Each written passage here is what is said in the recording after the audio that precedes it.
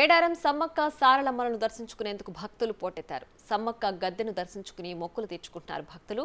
కోరిన కోరికలు తీరిన తర్వాత నిలువెత్తు బంగారం సమర్పించడం ఆనవాయితీగా వస్తోంది. ఇక్కడ ఈ నెల 21న మహా జాతర ప్రారంభం కానుంది.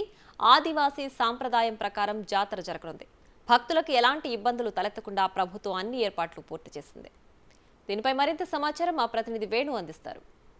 మేడారం సమ్మక్క సారలమ్మ తల్లులకు భక్తుల వరద పోటెత్తింది. జాతరకు ఒక రోజు ముందు నుంచే భారీగా భక్తజనం తరలి వస్తూ అమ్మవారిని దర్శించుకున్న ప్రస్తుతం మనం ఉన్నటువంటి సమ్మక్క మేడారం వనదేవతల్లోని ప్రధాన దేవతైన సమ్మక్క గద్దెకు పూజలు చేస్తూ మొక్కులు సమర్పించుకుంటూ ఆ బెల్లాన్ని సమర్పించుకుంటున్న భక్తులను మనం చూస్తున్నాము.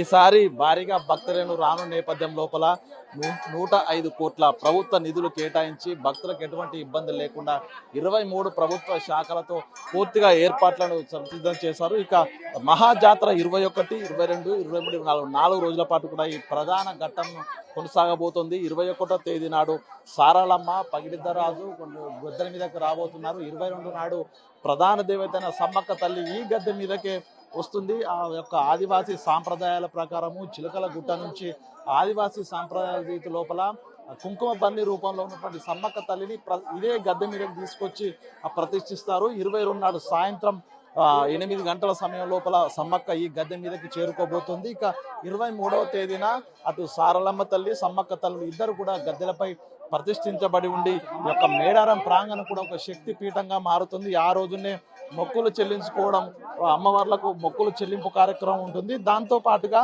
ఈ యొక్క అమ్మవార్లను దర్శించుకోవడానికి కూడా భారీగా భక్తులు ఆ రోజే దాదాపు 70 నుంచి 80 లక్షల మంది భక్తులు ఆ రోజే ప్రత్యేకంగా వచ్చి అమ్మవార్లను దర్శించుకోబోతాం. ఎందుకంటే ఇద్దరు తల్లులు గద్దెలపై ఆశీనులై ఉన్నటువంటి ఒక మహాఘట్టం ఆ రోజే ఆవిష్కృతం అవుతుంది. కాబట్టి 23 నాడు భారీగా భక్తులు అయితే తరలి రాబోతున్నారు. ఇక 24వ తేదీన ఈ యొక్క భక్తులకు మొక్కులు ఇచ్చిన తర్వాత మొక్కులు సమర్పించుకున్న తర్వాత అమ్మవార్లు భక్తులకు దర్శనం ఇచ్చిన తర్వాత 24వ తేదీన తిరిగి వనంలోకి వచ్చినటువంటి అమ్మవార్లు తిరిగి వనంలోకి వెళ్ళబోతున్నారు. ఈ విధంగా 4 రోజుల పాటు జాతర ఘట్టం ఉండబోతోంది.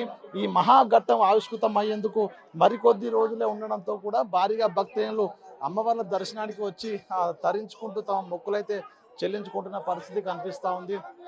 మొత్తంగా ఆసియా ఖండంలోని అతిపెద్ద గిరిజన జాతర కావడం, అదేవిధంగా తెలంగాణ కుంభమేళాగా ఈ యొక్క జాతరను పిలుస్తున్న నేపథ్యం లోపల కూడా మనం భారీ భక్తులు అయితే రాబోతున్నారు. ఈసారి 1,70,00,000 మంది భక్తులు వస్తారంటూ ప్రభుత్వం అంచనా వేసి ఆ వైపు కూడా ఏర్పాట్లు అయితే పూర్తి చేశారు. ప్రస్తుతం మనతో ఇక్కడికి భారీగా భక్తజనం అయితే తరలి వస్తున్న పరిస్థితి ఉంది. ఒకసారి అసలు వాళ్ళు ఎట్లా ఫీల్ అవుతున్నారు ఒకసారి వాళ్ళతో మాట్లాడే ప్రయత్నం చేద్దాము. చెప్పమ్మా, ఎక్కడి నుంచి వచ్చారు? ఇదే ఫస్ట్ సార్ అండి రావటం.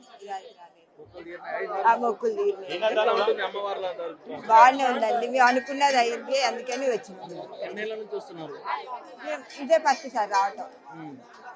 మేము కోరుకున్నది అయింది. అయినాక మా బాబుకి జాబ్ రావాలని మొక్కుకున్నా. పోయినసారి ఇంటి దగ్గరే చేసుకున్నాం, మా బాబుకి జాబ్ వచ్చింది. ఈ సంవత్సరం వచ్చి మొక్కు తీర్చుకుంటున్నాం. బాబుతో బంగారం ఇచ్చినాం, బాబు నేను కలిసి వచ్చినాం. నీళ్ళు వేస్తూ బంగారం ఇస్తామన్నా. జాబ్ వస్తుందని మొక్కుకున్నాం. సో ఆ మొక్కు తీర్చుకున్నానికి వచ్చినాం. ఇక్కడికి మొక్కుకున్న జరిగింది, అందుకే నమ్మకంతో ఇక్కడికి వచ్చినాం. మేము ఫస్ట్ ఇవాళ వచ్చినాం. ఇక్కడ దేవునికి ఇచ్చిన బంగారం సమర్పించుకున్నాం. తిరిగి ఆడ ఉంది చేసుకోవాల్సి ఉందంట. కొంగు బంగారం, పసుపు కుంకుమలు అమ్మవార్లకు సమర్పిస్తారు. మొన్న మన్నమెలిగే పండుగ అయిపోయింది బుధవారం. నెక్స్ట్ బుధవారం వచ్చేసి 21వ తారీఖు సారలమ్మ పగిడిద్దరాజు గోవిందరాజులు గద్దెల మీదకి వస్తారు. ఆ తర్వాత గురువారం రోజు సమ్మక్క తల్లి గద్దెల మీదకి రావడం జరుగుతుంది. శుక్రవారం శనివారం సాయంత్రం వరకు కూడా అమ్మవార్లకు మొక్కులు సమర్పిస్తారు. శనివారం మళ్ళీ తిరిగి తల్లులు వన ప్రవేశం చేస్తారు. ఈసారి ఎప్పుడు లేని విధంగా కూడా 4 రోజుల నుంచి జనులు భక్తులు బాగా వస్తున్నారు కదా, ఎట్లా ఏర్పాటు ఎట్లా చేశారా? బాగున్నాయా?